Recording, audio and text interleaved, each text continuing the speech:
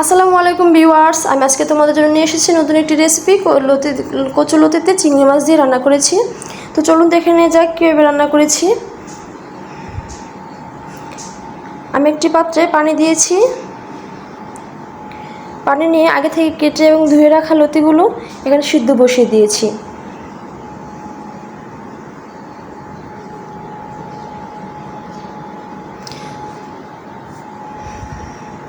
কচু লতি রান্নাতে কিন্তু তোমরা লতিটা খুব বেশি সিদ্ধ করবে না, প্রায় 50% সিদ্ধ করবে।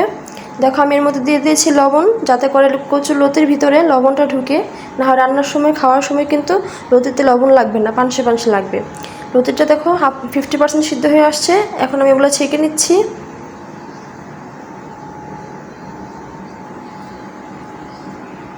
ছেঁকে নেওয়া হয়ে গেলে আমি এখন একটি প্যান বসিয়ে দিব, আর প্যানে দিয়ে দিচ্ছি পরিমাণ মতো তেল।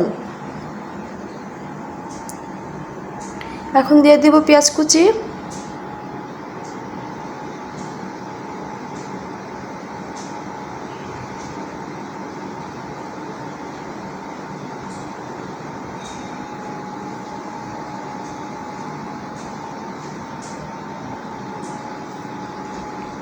দেখো বন্ধুরা পেঁয়াজটা হালকা ব্রাউন কালার হয়ে আসছে। এখন আমি এর মধ্যে দিয়ে দিব আমি যে চিংড়ি মাছগুলো আগে থেকে কেটে ধুয়ে রেখেছি, সেই চিংড়ি মাছগুলি দিয়ে দিব।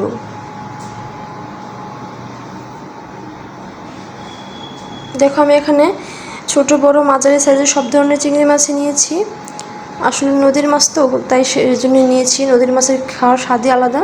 আর চিংড়ি মাছটা তোমরা অবশ্যই ভেজে নেবে, তাহলে দেখতে এবং খেতে খুবই সুন্দর লাগবে এবং ফ্লেভারটা খুব সুন্দর আসবে। এখন আমি দিয়ে দিচ্ছি রসুন বাটা। কচু লতিতে রসুন বাটাটা একটু বেশি পরিমাণে দিতে হয়, তাই আমি 3 টেবিল চামচ দিয়ে দিয়েছি। রসুন বাটাটা বেশি না দিলে কি হয়, কচুটা খাওয়ার সময় অনেকটা গলা চুলকায়, সেজন্য রসুন বাটা একটু বেশি করে দিতে হয়। এখন দিয়ে দিচ্ছি হলুদ গুঁড়ো,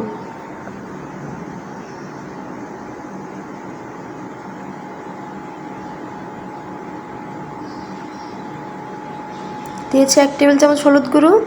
এখন দেবো 1 টেবিল চামচ মরিচ গুঁড়ো,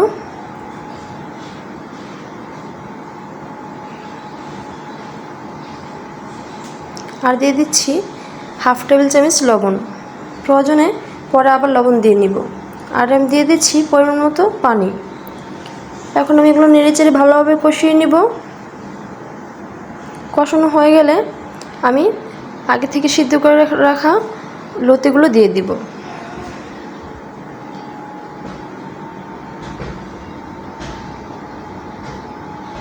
কারণ আমি তো পুরোপুরি সিদ্ধ করিনি, তাই সিদ্ধ হওয়ার জন্য একটু ঢেকে দিলাম। দেখতেই পাচ্ছ আমার তরকারিটা দেখতে কতটা সুন্দর লাগছে।